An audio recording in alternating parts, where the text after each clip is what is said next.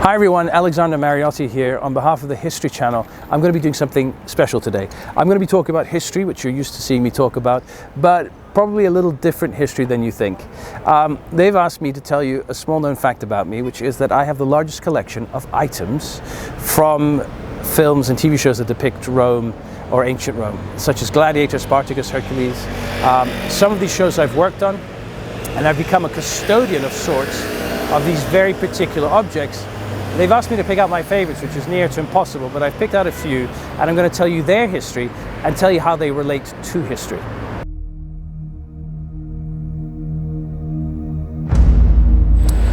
Just across from the Colosseum is a site that very few people ever come to visit, and it's such a pity because it's fundamental. It's where the myth of gladiators dies and the truth of gladiators begins, because it is the Ludus Magnus, the great gladiator school of Rome.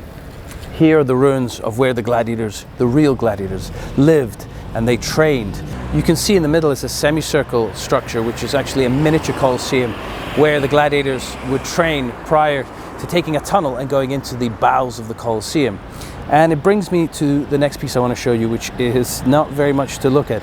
It's a simple strip of fabric, but it has a great importance and a great personal affection, because it was used in the TV series Spartacus, Blood and Sand by Andy Whitfield, who sadly passed away. Lovely chap who really did a marvelous job of embodying Spartacus and embodying the sense of a gladiator. And this is taken from the thigh of his wife Sarah before he goes into battle, but it's what reminds him of why he's there, why he's fighting.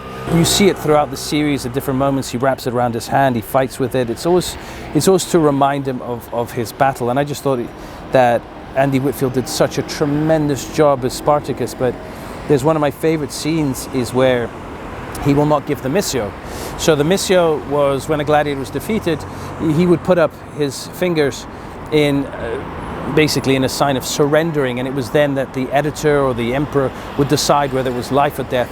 And remember, it wasn't a thumbs up or a thumbs down. That's purely movies. It was probably a pressed thumb and then a turned thumb. We don't know exactly what the sign for death was.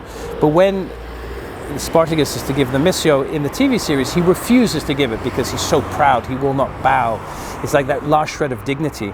And as he's fighting Crixus, who's played by a dear friend of mine, Manu Bennett, who did a tremendous job as the gladiator, Spartacus sees this and it reminds him of his wife. And this is just such a wonderful moment in Andy Whitfield's face as he plays Spartacus, where he gives the missio because his desperation to see his love again is so strong that he's willing to give everything up and sacrifice. I think it's why we love these characters so much. It's why ancient Roman history is so wonderful and so inspiring, is that these characters remind us thousands of years later sometimes to fight, even when things are so tough, even when things aren't the way we want them to be, that we have to march forward.